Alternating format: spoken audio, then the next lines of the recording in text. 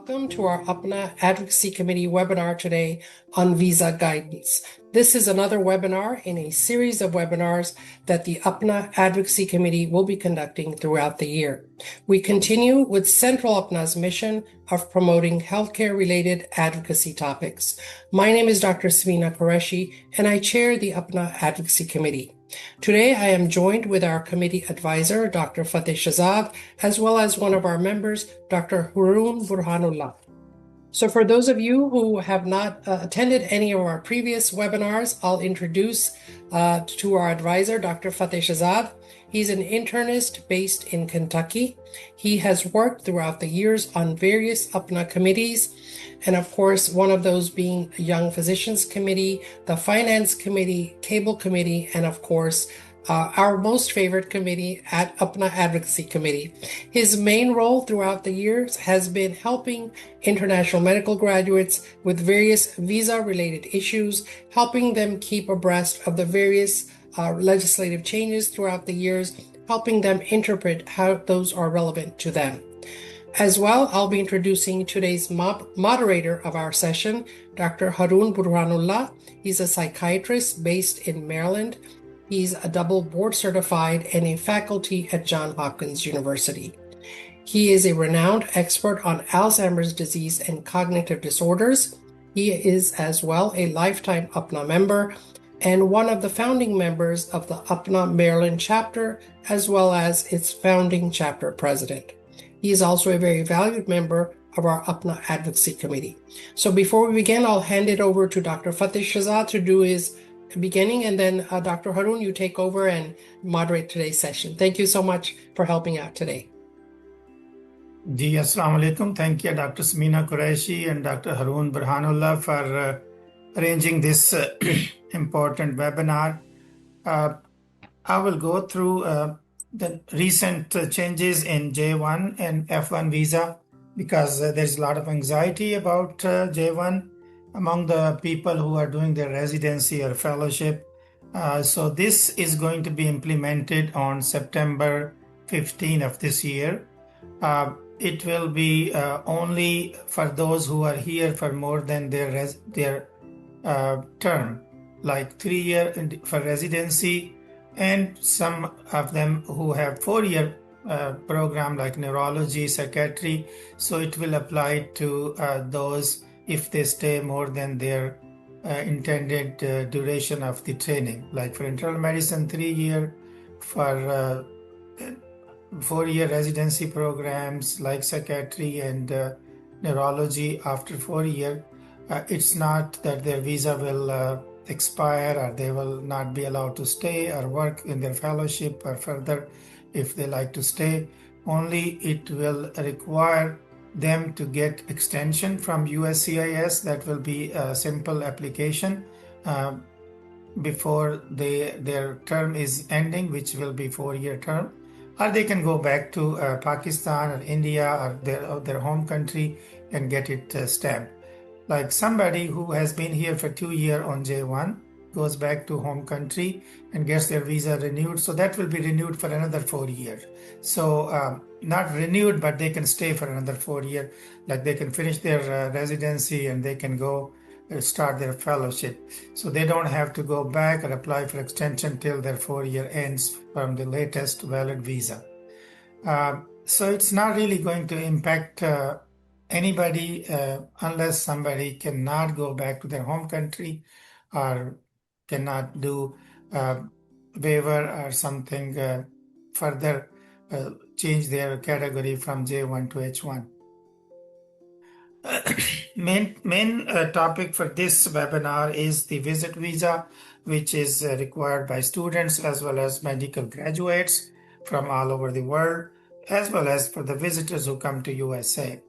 So there are millions of visitors, they do come to USA on B1, B2 visa. So we have to respect the laws of the country. So those who do come on B1 for observership or electives, they should leave as soon as their intended stay, what was expressed in their visa application or during visa interview, or sometime if they have annotation on the visa that they can stay only for 2 months or 3 months, they should leave. It's getting more and more scrutinized now when they are going to apply for J1 or H1 visa in future. This year, a lot of J1 applicant in all over the world. I can speak of Southeast Asia. In Pakistan and India, there were a lot of physicians whose J1 visa was rejected. Later on, they were approved, but they really had to have a, difficulty getting second appointment and going again for the visa, paying the fee. And still, there were few that were rejected second time, just mainly because they stayed longer than what they requested in their visa application, or they told the visa officer during interview. So I will go briefly. What's the purpose of B1? B1 is usually for visit or doing offhand training or offhand observership with an attending physician.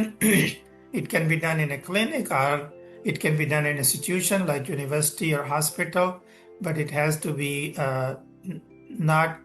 you cannot touch the patient, you cannot write on the chart, you cannot write any prescription on behalf of your attending physician, you cannot take anything in return from your supervising physician. Why did I say that? Because recently few visa applicants had difficulty rejection in their B1 because on the invitation letter, the preceptor wrote that they will be provided lodging and food. So the embassy does not want anything you can get returned, even if it is a free accommodation or food or transportation. So make sure that your visa letter don't state that you are going to be provided free accommodation or food or any transportation. How do you do it? You apply for visit visa, which is application DS-160. You fill it up and then submit it. Once you submit, you cannot edit it. So you make sure all the required information is in the visa application. Once you submit, you cannot edit it. I will later on we'll see if you have to make any changes, how we can do that. But make sure you fill your application completely as best of your knowledge at that time of filing your DS-160. Pay your fee, which is visa interview fee, and then you get your date for interview.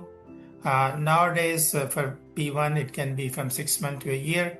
But if you have letter earlier than that, you can apply for emergency visa interview, and you should not apply more than 45 days from the day you are supposed to start your observership or elective.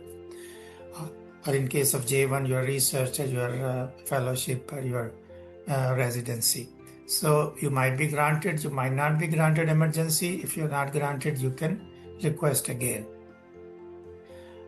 Documents needed for this will be, of course, your passport, your 2x2 picture, which should be 6 months, not more than 6 months old, and you will have, some of the invitation letters, or if you're going for J1, your contract, or you will have your statement of need for J1. And if you are research, you will have any kind of a contact with the institution. So those will be submitted along with your application. Now, when you do go for visa interview, you dress up professionally, and you can wear whatever you like, but a professional dress up for shirt and jacket and a pant for the male, and for shalwar kameez with a jacket or pant, a shirt and a jacket. You can wear hijab if you wear hijab. That's not discouraged. If you be yourself. Then during interview, call the officer, not call sir or ma'am. I say, good morning, officer. You can be very brief in your answers. Only answer what you are asked. Don't volunteer any information. If the visa officer stops you, just stop. Don't say, let me finish. If the visa officer asks you another question, you start from that question. Don't say, okay, I will answer this question late, but let me let me complete my previous conversation.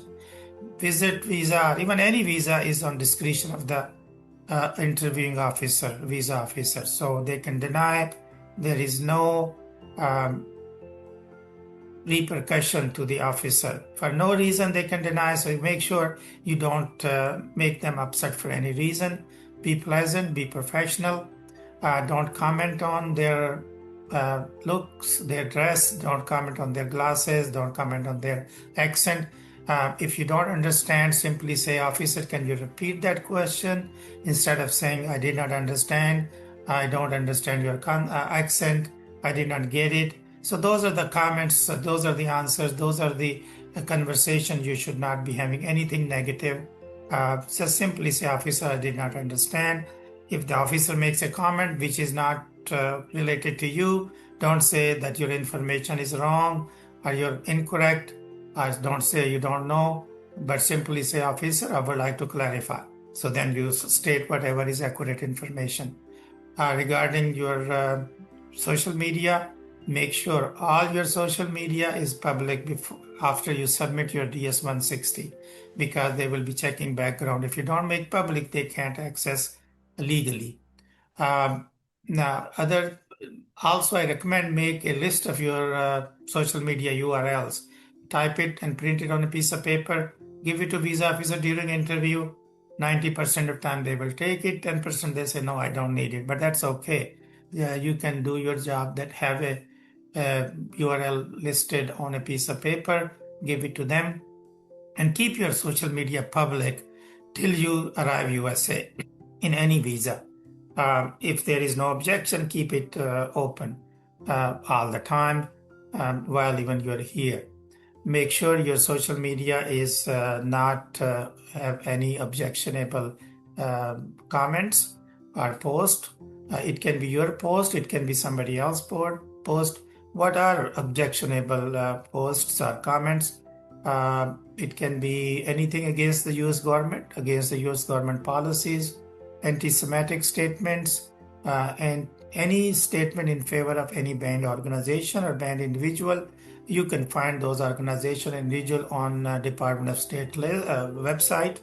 So make sure any kind of violence, any kind of speech which is hate speech, or any comment which is hate, or any video which is cruelty or violence or hate, you should avoid that. Not avoid, just don't have it on your social media. Recently, I might have mentioned earlier that one of the B1 visa holder was denied entry into USA. He did arrive to USA. They asked for a second interview, which is common. After first, as soon as you arrive to the visa officer, they might say, we want you to come on the back room and have a second interview or second person to talk to you. Don't get scared. Be yourself. It's anything against you. It is just extra security measure. So it's random. It's nothing to do with you that you have done something wrong. So don't be scared. Don't be afraid. Just be yourself and be honest and be to the point.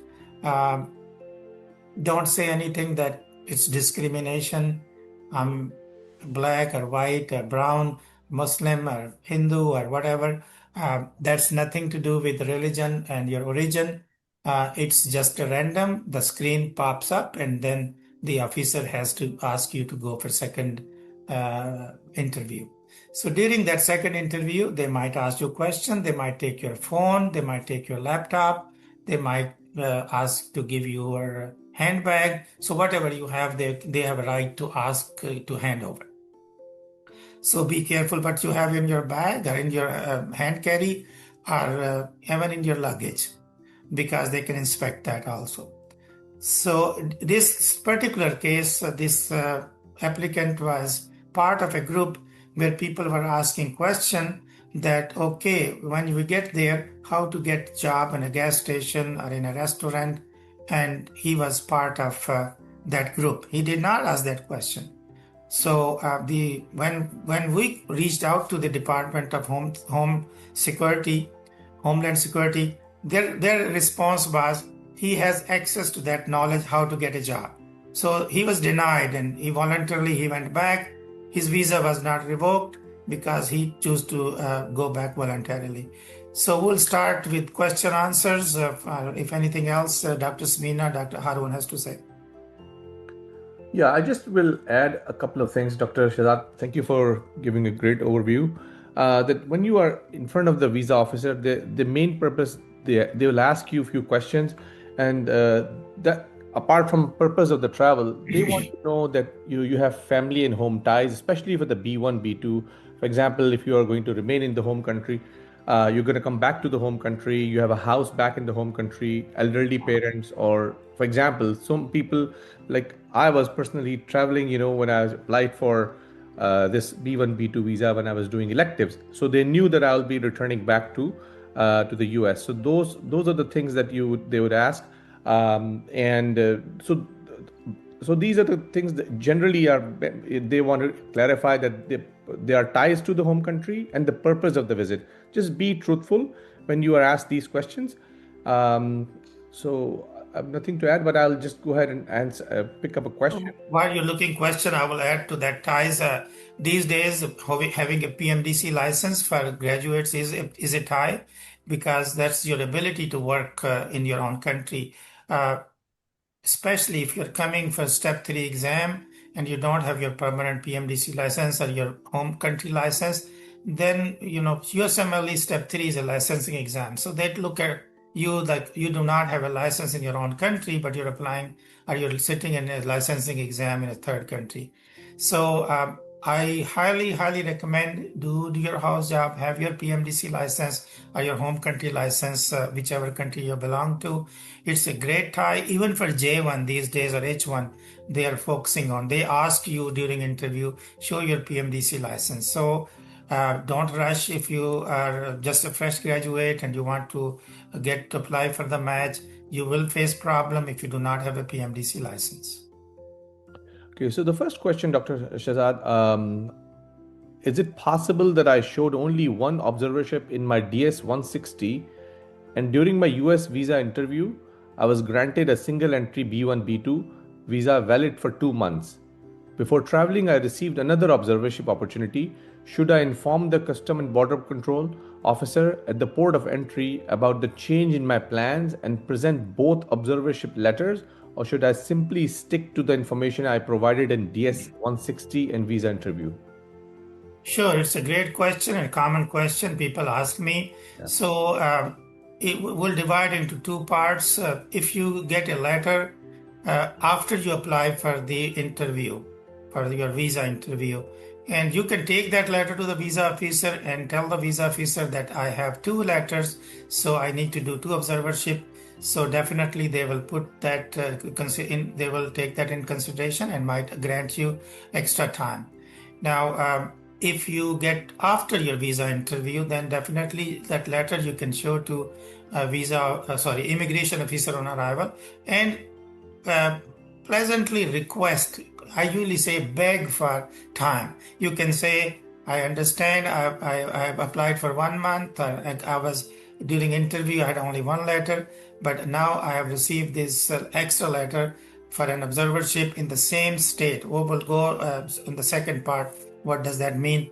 And then ask them, if you kindly allow me to stay another month, that will be great. That will help me financially and time-wise. So that's absolutely, you should do it. Now, the part I said state, sometime on the visa stamp, they put the state name, sometime even the clinic or hospital name. So if your second letter is a different state, or if it is in a different locality, then you should not request anything because that will violate your kind of a contract what you expressed in your visa application and during your visa interview. Now, if your annotation on the visa stamp says 2 months in Texas, sure, you can have a second letter doing in Texas because there's no mention of the hospital or the clinic name. If it is for step 3 only and you get observership letter and on an annotation says step 3, then really no need to ask for an observership another month. As long as there's no annotation specifically regarding the state or regarding the purpose of B1, you can request. If simply say 2-month visa does not mention another which state, then you can even have another state going to for second observership, and you can ask the immigration officer to grant you second month. But you should definitely stick to that. Now, the third part is, what if you get a letter after you arrive USA? You are here for observership, working in Texas, your visa is for 1 month, and you get another letter for another in the same hospital, same clinic, same state. What should you do? So if your visa is only for 1 month, please do not stay a second month. But if your visa is for 3 months and it's in the same state, sure, you can, even if you did not inform, you can stay second month or third month, but not more than third month. Now, your I-94 record will always say 180 days. You should not follow I-94. You should follow what you requested in DS-160, what you told the visa officer during interview, what you told the immigration officer, and what is written on the your visa stamp. Sometimes they clearly mark a location, state, city, and the purpose. Observership in Dallas, Texas. So then you should stick with Dallas, Texas, and observership. Thank you. So there are a few other questions, actually quite a few. Who should I keep as my financial sponsor in the application if we are not earning that much in Pakistan in an MO job, medical officer job? What documents are compulsory if I make my father-in-law my sponsor for the trip? And then he has other questions. Purpose of the visit is. I'll take one by one. Let's do this question. Yeah. So the sponsorship. Now, just keep in your mind the people or the officer, lady or male who's interviewing. They're usually college graduates. They are not very old. They are young. They are there for 3 to 6 months because Pakistan especially is considered hardship. So they are there for a short period of time.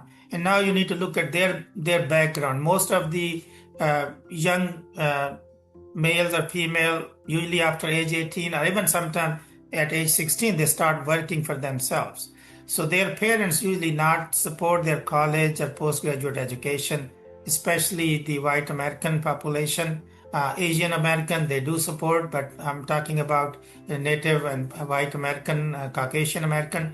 So you have to look into their mentality, what they're coming from, what their background is.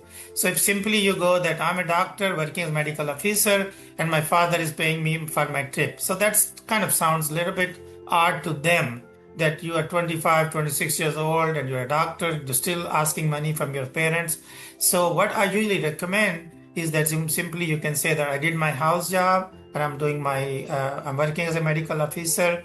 I have saved some money. You can give a number. If you have that much in your bank account, suppose like 2 lakh rupees, but it's not sufficient. So I requested my father, my father-in-law, my brother, my friend. It can be anybody and anywhere in the world. You don't have to be in Pakistan or India. It can be in Saudi Arabia. It can be in Dubai. It can be even in USA. You might have a sibling in USA, and you can say that he was kind enough to loan me money. Okay, not say that gave me money. Loan me money, and when I'm able to return, I will return it. So that shows that you're hardworking, you're honest, you have your integrity, and you are a responsible person. So that shows your personality character. So now we come to the what kind of letter or what kind of documents we need. So if you are working as a medical officer, you will have a letter from your employer stating that you're working as and your salary is this much, and you might have a salary slip or a check or that money going to any bank account. So you need all those things. Your letter from your employer, your salary slip or any kind of statement, and showing that money going to your account. So that should be bank statement reflecting that. And then if you have filed taxes showing your last year income, that will be also helpful. the second person who is sponsoring you. Can be any family member or your friend or your relative. Same thing. Their source of income, that can be rental income, that can be pension income, that can be salary. So we have to show that they are getting that income from this source. So there should be proof of that source and where that income is going. So that should be their bank statement showing that, okay, they're collecting 2 lakh rupees in their salary and that's going into a bank. They're collecting 2 lakh per month in pension, that's going into their bank. They're collecting 2 lakh per month rental income, that's going to go to their bank. So we have to show that kind of money trail. Then a letter from that person, which I prefer that it should be on a stamp paper and notarized. That person should state that I am this person, I work as this is my income, monthly or annual income, and I'm loaning $5,000 or $2,000 or a PKR or Indian rupees to my son, my nephew, my son-in-law, my husband, my wife, whatever, and as a loan, and for the purpose, for observership, or for research, whatever the purpose is. So that letter or affidavit from that person on stamp paper, notarized, that becomes a legal paper. So legal paper in US system carries a weight. So get those things done. And I think that's the answer to the first question. Yeah. So other questions are, who should we write as the US point of contact, Prometric Test Center, or a relative? It can be anybody. So the purpose of having somebody in US as an emergency contact, if something goes wrong with you, if you have an accident, you're sick, you unfortunately, God, not willingly, if you have any death, it happened. One observer came here, she died here. So things happen. So you have to have somebody that they can inform you. It's not for your observer. It's for all visitors. It's a requirement. It can be any person who knows that you are here. They know about you. It's not, you cannot put anybody name that they don't even know who you are. So if they contact, they should know that you are here, where you are, and it can be anybody. It can be your preceptor. It can be the center where you're writing exam. It can be your family member. It can be your friend. It's somebody who knows you that you're there, and they respond to the phone call. And make sure that phone number is accurate or their email is accurate. Okay, so, and this is a very common question that because of the visa delays, interview delays, the question is, what should we tell the visa officer if the intended visit period filled in the application has already passed and now I'm going for a visa interview at a later date? Sure, it happens, and visa officers, they do understand, because you might be applying that you're going in June, but your interview is in July or August. So simply have a new letter with the new dates. That's one thing. Everything else will stay the same, and then tell the officer that initially I was planning to go in July, but my visa interview was in August or September, so I got a new letter. So just give them a copy of new letter that I do have it, and that's not an issue. Everything else will stay the same. So giving any documents, I usually recommend that offer the documents, like even a bank statement or any a letter from your sponsor. So while you're telling that I have my father going to give me money, and then you can say, I have an affidavit from my father, my brother, would you like to look at? Don't just put in front of him or her, just ask them. Any document you want to show, you want to offer, you should tell the visa officer that I have this bank statement, would you like to look at? Then they will say, okay, give it to me, then you can give it. Yeah, this is a very good question. A major bottleneck for Pakistani IMGs and applying for the B1, B2, or J1 visas at US consulates in Islamabad and Karachi is administrative processing under Section 221G and Form DS 5535 security clearances. What proactive strategies or institutional advocacy is APPNA recommending to help candidates to mitigate these these months-long vetting delays before critical rotation dates or residency start dates? Yes, and that seemed like a legal lawyer question. Yeah, I know. So it's a common thing, and most common and administrative processing is for social media vetting. And that's why if you keep your social media public by the time you file your DS-160, so that gives enough time for the background staff to check your. And if you give them the URL, so that makes another easier for you and for them to look into your social media. And if you keep it public even after your interview. So sometimes people go for interview and they turn it off, then they can't look into legally. Now, if they have a means to look at without your permission, but it's a legal process. Visa is a legal document, so they have to have your authorization to look into. So if you turn it off for some reason, then they will not be able to conduct vetting. So keep it open till you arrive here. That's why I recommend that. If they ask you for some documents, like sometimes they say, okay, send me an affidavit for your sponsor, send me this thing, send me this letter, then they will give you a list of documents. So you should make sure that, upload as soon as possible, but don't rush for it. Make sure that whatever is required, document, they're accurate, their dates, those things are accurate.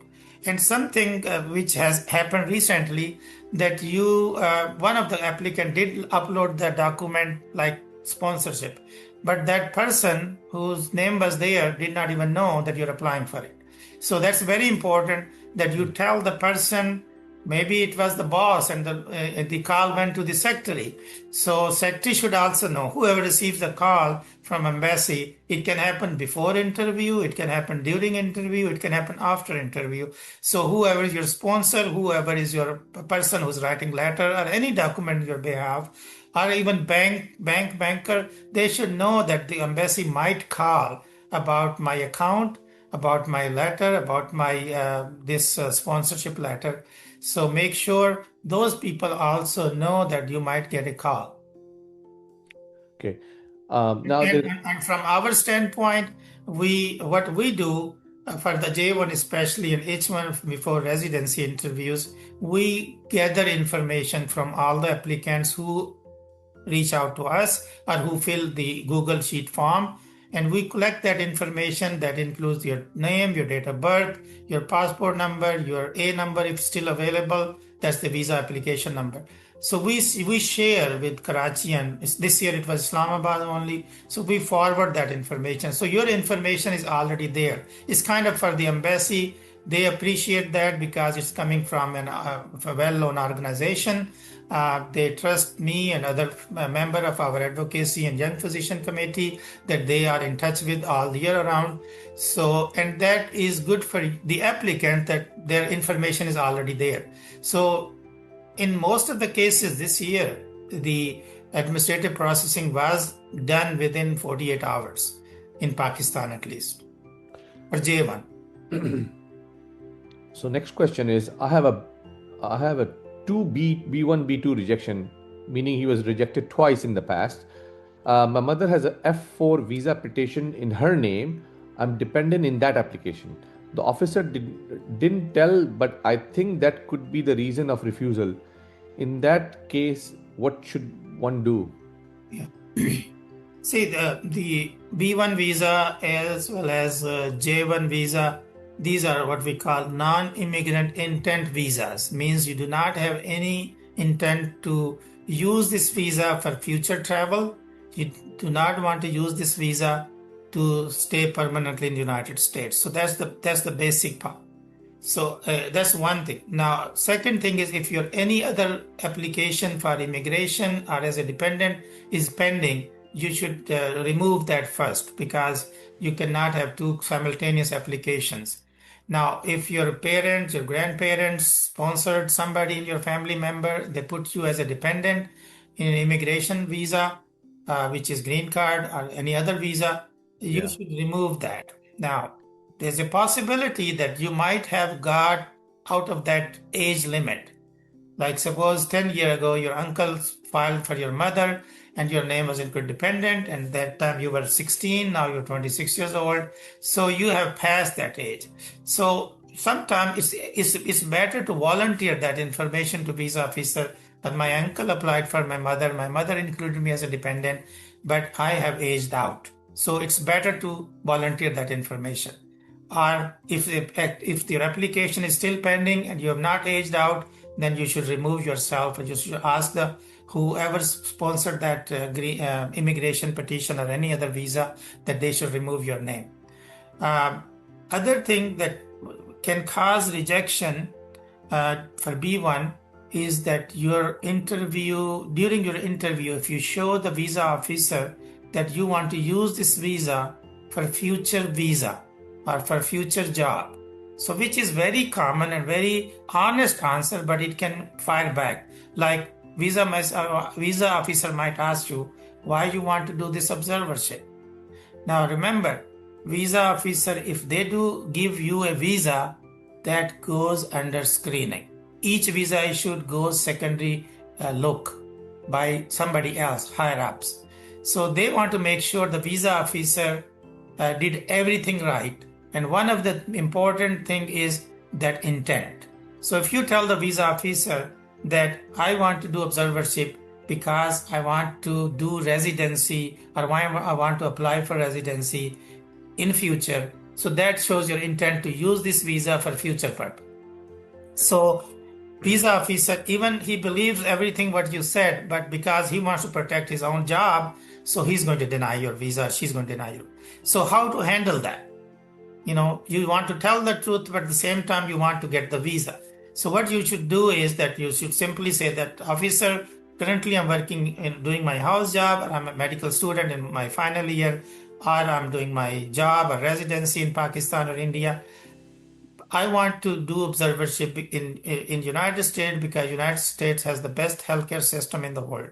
I want to go and learn how the system works and come back and apply my knowledge in my clinical experience, clinical practice to enhance my patient care. So that should be your answer. Now, second question or next question, a visa officer might ask you that, okay, you're done your step 1, you're done step 3, you're doing observership. Are you planning to do residency in the United States or fellowship? So if you simply say no, he's not going to believe you because why you've done step 1, step 2. Okay, so then your answer should be, officer, like most of other doctors, everybody has this goal or everybody dreams about doing a residency. Instead of using word residency, say medical training in the United States. Like everybody else, it's my dream. One day get a chance, I would love to get training in USA, but comes very quickly. But right now I'm focusing on my medical school. I want to finish my final year or the 4th year or whatever year you are. I'm focusing on my house job so I can have a license in my own country, or I'm doing my residency I want to complete, or I have family obligations. So but should be the next thing, that right now I have no intent, but in future if you get a chance for US training, I would love to do that. And this is a question that I'm a final year medical student, MBBS student, whose B1, B2 visa got rejected because I had an observership letter and the officer said students should go for electives and rotations. I'm now trying to arrange for a clinical elective and apply.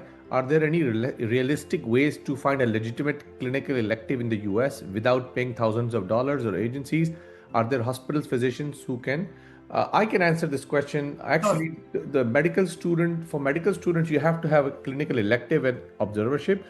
I did my electives at Mayo Clinic. And if you are a postgraduate, then you go for observership. If you are a medical student, then you have to have a clerkship or elective.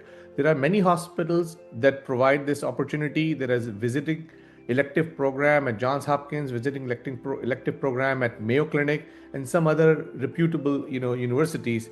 So you can go on their website and look for electives. Observership is postgraduate. So next question. Now, let me add a little bit. Add to it. And elective should be at a facility which has a medical school residency program. because if you do elective in a clinic or in a hospital, community hospital where there's no residency program, or their medical students do not do electives there, that will not be acceptable because they have a list of those universities, hospitals. To be honest, these days I've not seen anybody getting a visa on student basis. So just be aware of that you might not get visa as a student. And another thing that even though electives people are allowed to do on hands-on training, but for visit visa purpose, if the visa officer asks you this question, even if you're coming as a student, that are you going to do hands-on training, means you're going to examine the patient, you're going to document on the chart. So you could simply say that my understanding is that on visit visa, we're not allowed to do that.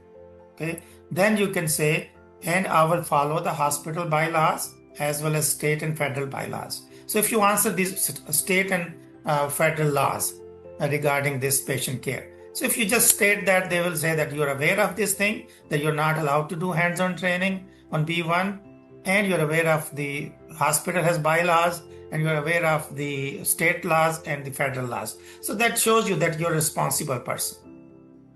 And on the same notion for electives, the question is, if I'm applying for the visa 8 months prior, I'll receive the invitation letter about 40 days prior to the date of beginning of rotation. How to deal with this situation? That's okay. You just take that invitation to the visa officer and explain that I applied long time ago because the waiting time for visa interview is long, but I got this invitation, I have it.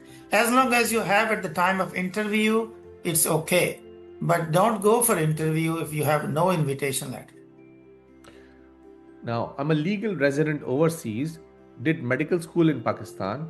Is it better to apply from Pakistani or current country of residence? You can apply from both. Current country of residence if you have a legal status. If you're there as a visitor, short term, then it's not advisable. But if you have a legal status in Canada or in Saudi Arabia or in any other country, you can apply from that, or you can apply from your home country. So I'm a final year medical student. I'm planning to apply for a visa for observership step 3 right after completion of my degree, and the rotation in the US will consume part of my house job. Is it a good idea to apply at that time? How many chances for visa approval? Considering I will have no strong home ties like PMD license, which I heard they prefer, what other documents I can present to them to show them the status at the time of interview, like my start of house job, but at the same time I will be consuming month of house job? Yes. It's whoever asked this question is a very intelligent person and answered his own or her own question, that you do not have a PMDC license. So you are not, step 3 is a licensing exam. So just I in my interview in my introduction, I said that do not go for step 3 if you do not have a PMDC license or license in your home country. So if you want to go for as elective, you can try your chance, try your luck, which is going to be hard, but do not include step 3 if you do not have a your home country license, permanent license. Now, this is two questions, but they are connected. Someone has a blood relative in the US, but they are not in touch with them since ages, what they have mentioned. But in the previous B1, B2 was denied when intention was to visit family members about 9 years ago. At the time, they were in medical school. Now, I'm a graduate, just mentioned about family ties in previous DS 160. So I don't think I can hide now. This is a question mark. It's a good question, and that's why having a relative or having a blood relative in US is really not a negative thing or a red flag, because most of the applicants are aged out. They cannot apply for your green card while you're in USA except your spouse. If you have a spouse who is a citizen or green card holder, that may be considered as a red flag, but not your parents or your uncles or aunt. And only first degree relative are important to be mentioned in your DS 160. If you have a first degree relative, which can be your spouse, your parents, your siblings. Now, great aunt, great uncle, they're not blood relative, you don't have to mention them. Now, if you already have mentioned somebody, so continue to mention, but that will not be the reason for you to get visa denied. As long as you do well on your interview, you have all your documents, you have home ties, you will be fine. So, can we get visa slots offered by agencies that provide fast track slots in about a month? If they're authorized, agents, yes. But just be careful because they're going to ask your password and your login ID. So they will have access to your account. What they usually do, with my experience, they just look for any new slot, which you can do yourself. But if you don't have a time, you can ask somebody. There was a time that they were looking into that if your DS-160 was filled in a different URL computer and your appointment is made in a different computer, that was considered no.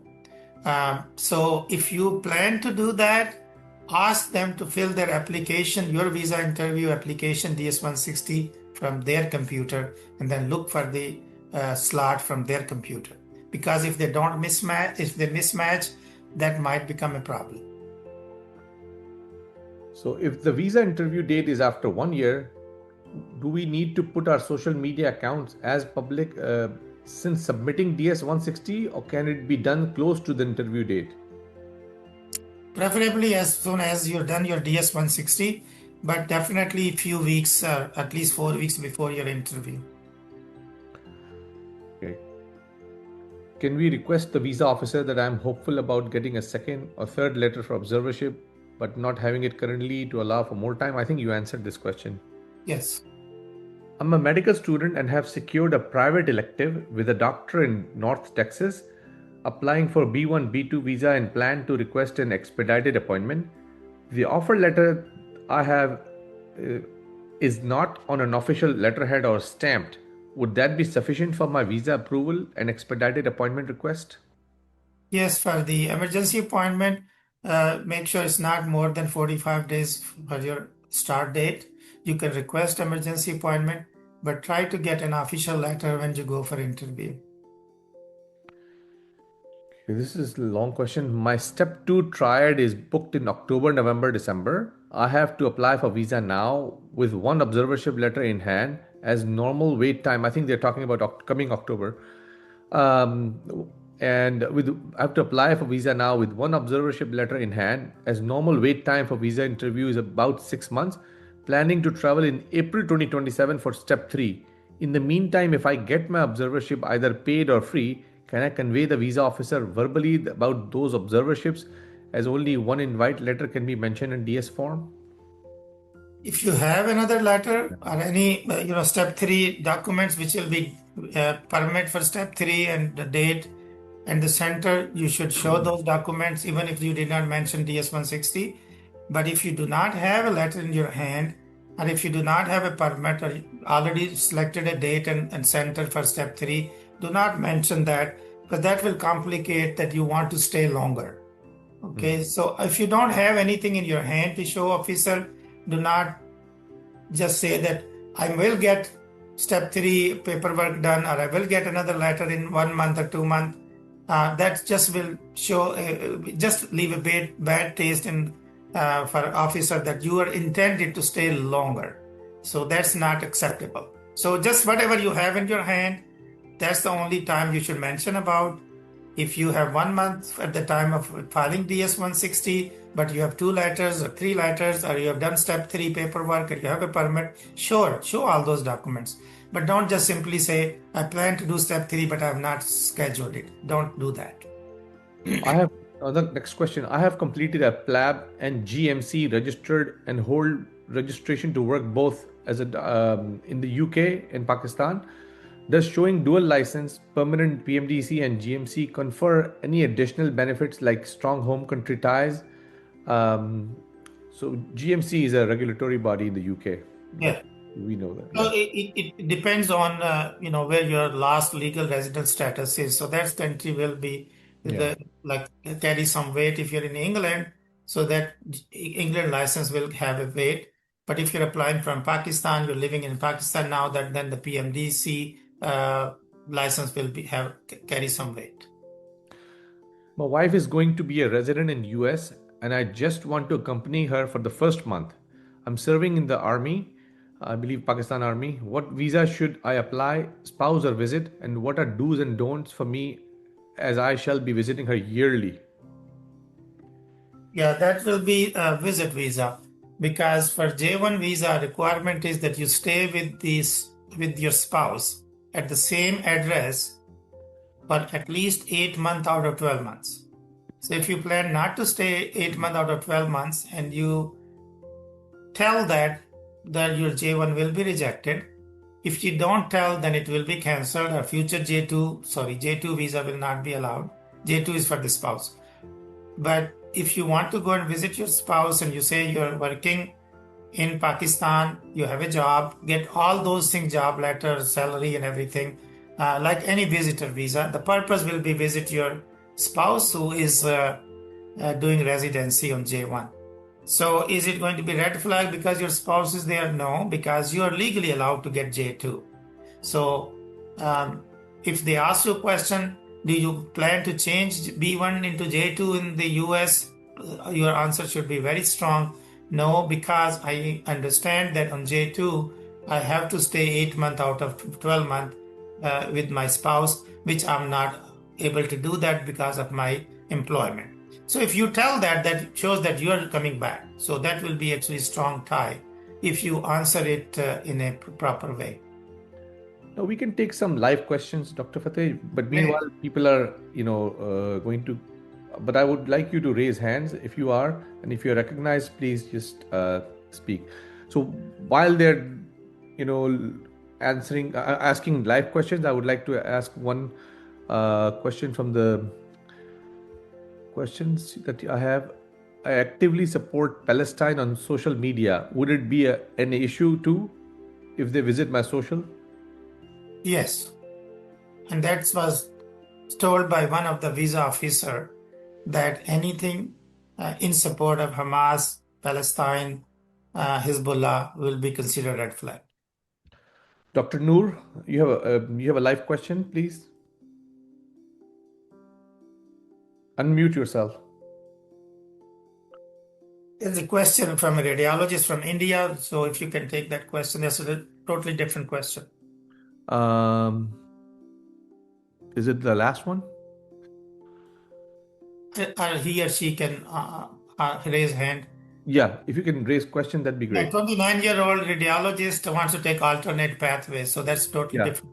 So are you guys able to, there's one question, but I don't know if they're not speaking. Are they able to unmute themselves?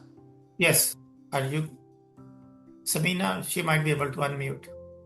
Yes, let me try to unmute her. I think the first one was Noor. Let me try to unmute her. While you unmute. Why don't you ask another question while I'm working as an Missouri in a small private clinic in a peripheral city of Punjab. Graduated 1 year back. Passed step 1, step 2, and plan to go for observership in step 3. What should be the main reason for visa apply? Only observership or both? If he's practicing or she's practicing, that means they have a PMDC license.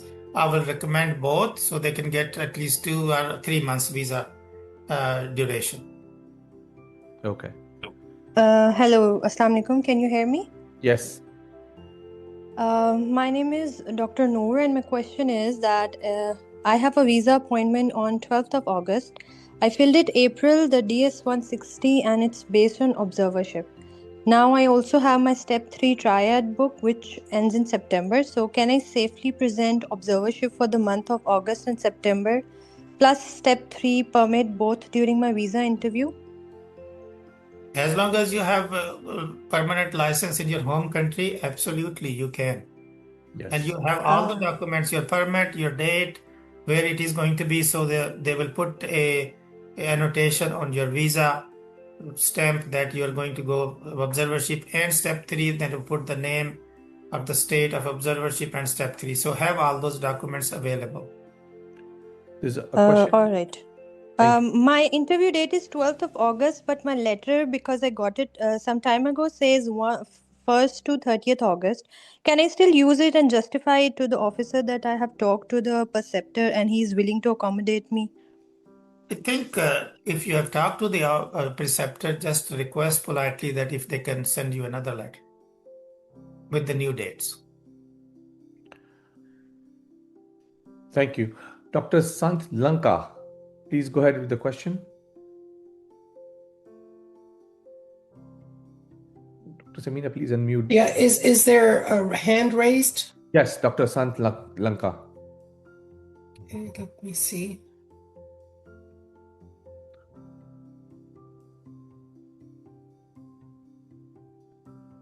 I don't see them for some reason. I can ask one question meanwhile. Somebody have observership in a different state and step 3 different state. As long as you mention that to the visa officer during interview, and you can do that. If your visa is 3 months, your observership is 1 month, but there's no annotation on the visa stamp, which state, which city, you can do. As long as you don't stay more than 3 months, you can do observership in one state and step 3 in the other state. But if there is no annotation that observership only in Houston, then you should not go to another state for step 3. You can do step 3 in Houston. Sorry, Texas. There's a question. Thank you for doing this. I'm a J1 visa physician. I'm a J1 physician going back for renewal before September 15 deadline. Intel sent an email yesterday, and it seems they are not sure of what will happen during the window period if we travel. Do you think it is okay to travel for renewal right now? What shall we do? Absolutely. He's going renewal for even if there was that new rule or if there was not new rule.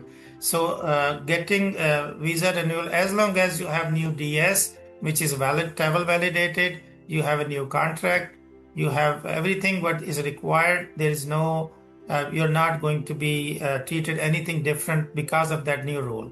So you can travel and get your visa renewed as planned. No issue at all. Okay. Dr. Lanka, I'll give you one more opportunity if you can. Dr. Samina, can you unmute Dr. Lanka? Yeah, if he raises his hand, it allows me to He unmute has him. raised his hand. SL. Okay. There's another one, Akash Kumar. Do you see him? Yeah, for some reason I'm not able to view. Let me try again. So meanwhile, I'll answer that radiologist question. I'm glad there are some of our friends from India, they join our webinar. You're a radiologist and you can pursue alternate pathways as long as you have 3 to 5 years, depending on which state you're applying, your home country experience in that specialty, and you have a preceptor who's going to accept you, and you will require H1 visa, which might need to have $100,000 fee from your employer. Okay, Sant Lanka, you can speak. Hello, Okay. can you hear me now? Yes. Hello, I'm Sant. I'm currently a PGY1 in the US. I did my prelim 1 and 2 before. I'm planning to go to India this August. And I previously did a research year and also like electives in 2021. So I'm going to the India and I have a 1-year DS form with me, but now the ECFMG came up with a 5-year multi-year DS form, and they're saying they can grant me a 5-year DS 2019. My question is, can I take the 5-year multi-year DS, because I don't want the visa officer to assume I'm gonna migrate, and because it says 5 years and they're used to seeing only 1 year on the J1 DS forms. Any insights on that? Yes, DOS, Department of State documents are the visa officers very much familiar with Department of State documents. So the new 5-year is still okay, but you are going to be granted only 1-year visa. So if you have updated, you can take it with you. Or if you have the other one validated, travel validated, you can take the old one.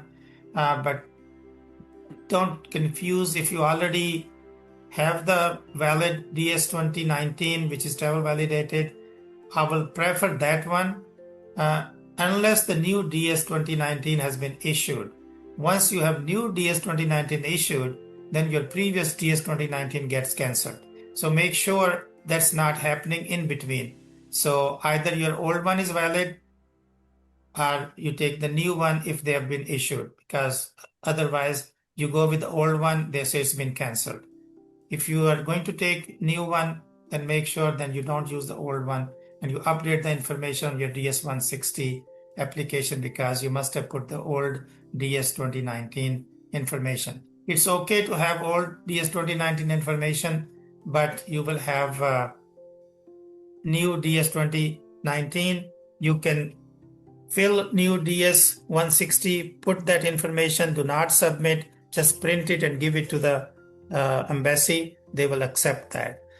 But it will cause some confusion, so I would rather have old DS 2019, which is valid and travel validated, preferably. Does that answer your question, Sant? So mute. Okay. So we are at the top of the hour, but we have two more questions. So we can do this webinar, or just write down the questions and let us know. So to conclude, I would like to conclude today's seminar. Remember that a successful US visa application is built on three principles: honesty, consistency, and preparation. So be truthful in your application, remain consistent during the interview and at the port of entry, and ensure that your documents support and the purpose of your of your visit. Careful preparation and confidence can make a significant difference. So with that, I would like to extend my sincere gratitude to Dr. Fateh Shahzad for sharing his valuable knowledge, practical insights, and real-world experience. You were phenomenal, Dr. Shahzad. Thank you for doing this, and thank you so much, Dr. Samina, who's the chair of the Advocacy Committee, for leading it from the front. Can I add something while concluding remarks? There was one question about step 3, emergency refusal. You can apply multiple times if your emergency request get denied. So have all the documents ready. You can reapply for them. Now I get lots of questions on my direct WhatsApp. So one of question is very common, that I'm here doing my observership. I did not ask for step 3, but can I do step 3? No. If you have annotation, please follow that very strictly. Now, if you are 3-month visa, but you have only one observership in state of New York, you want to do step 3 in New York, yes, you can, as long as you don't stay more than 3 months. Other question I get asked about, same thing as another observership. If it's in the same state, you have 3 months, you can do that. But if it's 1 month and your I-94 says 6 months and you got another observership, please do not do, just go after 1 month is done. So other question I get asked is... Go ahead. I just blanked out. Okay. So Dr. Shahzad, before your concluding remark, maybe you can just answer this question. Sir, option for emergency request has been disappeared by Dr. Akash Kumar. Yeah. In that case, you will have to cancel that application, fill a new application, pay. You can use your fee again, and you will get the option. Our other thing is, which has been happening, I know in some Karachi and Islamabad and some Delhi and Hyderabad, you just contact them on their email and send a request on email, that will be honored. There is some system glitch that after a while your emergency request column or the option disappears, even you did not apply for. So then you can call their helpline and ask for that. They will give you an email to send that request. You can do that way. Dr. Shahzad, any concluding remarks? No, I just appreciate APPNA leadership, Dr. Babar Rao, and YPC chair, Dr. Smina Qureshi, and you, Dr. Harun, for making me available for this important webinar, and we can help our young physicians not to face any problem in future. That was the main goal for this webinar, that don't make any mistakes now. Just because you say, okay, I'm coming here for 3 months, I will do 6 months and finish everything what I need to do, because you may face problem in future. Now, those who are applying second time match, like they did not match this year, they want to do apply match next year. If they have already 3 letters of recommendation, that's good enough. They don't need to come back and a new visitor visa to do observership, because when you are going to go for J1, they are going to look at all the time period that you've been to US in last 5 years. So just be careful. Having done all that observership, all the interview, paying $3,000-4,000 for ERAS fee, getting interview for visa, and then you get J1 denied, that is very much very hurtful. So I don't want you to have that problem in future. So be careful on your B1 visa and your social media.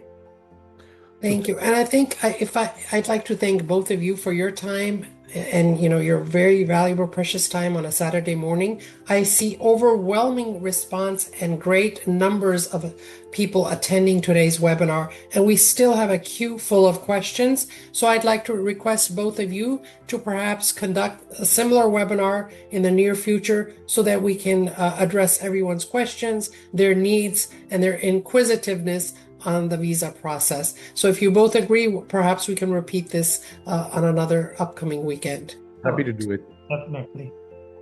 Okay. And it will Dr. be Haroon, shared back to you. on APPNA YPC or APPNA Advocacy or APPNA YouTube channel. So you can watch or you can share that YouTube channel program with your friends, because we want everybody, doesn't matter if you belong to Pakistan or India or Sri Lanka. I think we did do in English, so everybody can understand. Share with everybody. Our goal is to help whoever can get help or who needs help. Thank you to everyone who participated and asked thoughtful questions. We hope today's seminar has provided you with a clearer understanding of the visa process. We wish you the very best in your future visa applications and hope to see many of you achieve your goals studying, training, and visiting the United States. We will be back again with another webinar. Thank you again for joining. Have a wonderful day. Thank you.